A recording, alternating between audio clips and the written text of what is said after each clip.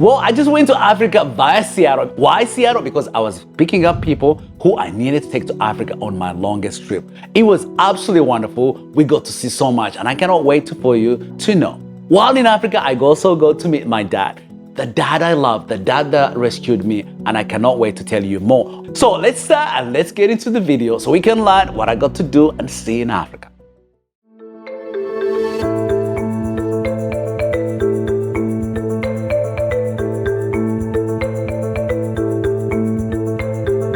Water was something that we needed the most. And growing up in a village where it was hilly, sometimes it was really difficult to find clean water. Here's how we got to have clean water. Most of it came from the hills. But by the time it gets to us, cows, dogs, other people have done all you could think about. That sometimes we got to drink that dirty water. And that's how we got to wash our clothes. And that's how we got to bathe. And so, despite of the one thing that was killing us, it was also the one thing that sustained us. And we knew it, but we know we had no option but to survive by boiling the water and by being careful, and somehow we made it. Here's another experience that I grew up in Africa that has taught me and enabled me to be an adaptive dad and a foster dad. Growing up in Uganda, we had no clothes. Literally, I had one clothes from Monday to Saturday and one for Sunday. I never had a pair of shoes growing up. And so are so many kids in my village. But despite of not having, we found ways to enjoy what we had. Yes, we had to walk miles and miles away, but somehow we found joy in that. The not having is all we knew. We didn't know anything better because no one had really. So all we knew was really all that we saw. But that didn't stop us from enjoying life. That didn't stop us to be part of the community. That didn't stop us from being a village. Actually, that really encouraged us to be there for one another, that we depend on one another. Someone has water, can give us water. Someone has fire, can give us fire. When someone's sick, we depend on each other, taking one to the hospital. And that is the same attitude and the same message that I've come in as a foster dad, being a foster parent, learning that it takes a village and use the village to really be there for my children. When I need help, I know who to call. When I'm lacking something, I know where to go.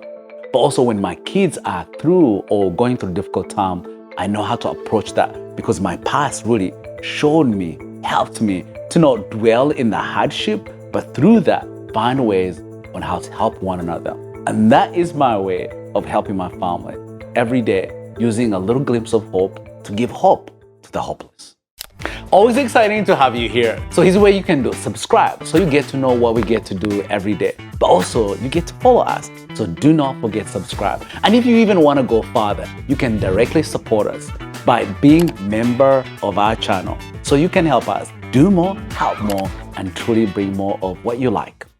Well, I get an opportunity to travel to Africa, and I had to take it for one reason. One, to go help the children. Two, to go see my dad. You might say, who's your dad? Well, this is the man who rescued me. This is the man who saw a street kid who was stealing from him, and he didn't see a thief, but rather he saw a little boy with potential, and he changed my life. And me going back, that truly went back, in some way brought me back the memories of this is the man who made it actually all happen. Think about this way, like I would not have made it in life, but somehow this man truly changed it for me. So for me going back home and get to see him, and here's the reason why I was seeing him. Well, he has cancer. 7 years ago, he had cancer and it's come back. And for me, I wanted to go back and give him hugs, but also let him know that it's going to be okay. Why? Because I am who I am because of what he made me, that he changed my life. And for me being in the United States, I knew I had potential, but also I had resource to go back and help him and give him a glimpse of what he showed me. You know, when I was hopeless, that he gave me hope, and I wanted to do that for him. And so for me, going back home was that reconnection, but also that affirmation that, man, when we love, when we care, when we see the best in people, the lives change. And for me, to him, I'm more of a testament, you know, a testament to show that yes, he made a stranger kid, but he taught him more than he could ever. Yes, I'm a dad on one reason, because he taught me what a father ought to be. And I wanted to take that back to him and show him that, hey, you loved me, now I get to love others. I love traveling, and I love traveling with my fellow Americans. And it was a joy that I get to take these Americans.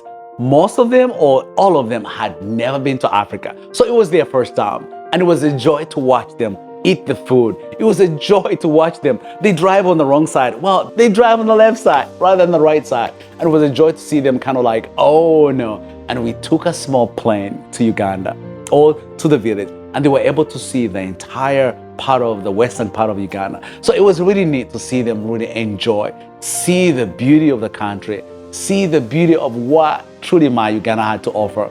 And it was a joy to see them watching it, dancing, celebrating, and truly coming back with awesome stories for their families. And I love they said they want to come back. That means Uganda is beautiful. Well, living in the United States has, spoiled me in some way. Going back to Uganda, I had no idea, and I had forgotten about the roads in Uganda, the bumpy road. Seriously, I was in the car for so many hours, and I felt like I was shaking from head to toe every 10 seconds. But also reminded me of how to appreciate what I have. In those moments, I really remember, I wish I could bring my kid. They complain getting on the bus. I mean, a bus just goes 5 miles away from here. Being in those roads, yes, it would probably help them understand that, hey, they have it good. And it really reminded me of how to be grateful, but also how to tell my kid it's gonna be okay. Because those rides, boy, they were tough, but I enjoyed them. And they reminded me of my childhood coming from Uganda, that yes, it was difficult, yes, it was hard to go places, but that's their lives every day. For me, it was just for 5 days. For them, it's every day. And boy, the gratitude and appreciation is on a much higher scale for those rides that I had to take while in Uganda. Well, I got friends. Every time they ask me, Peter, where are you from? I always say, I'm from Uganda. And they always assume Uganda is a desert.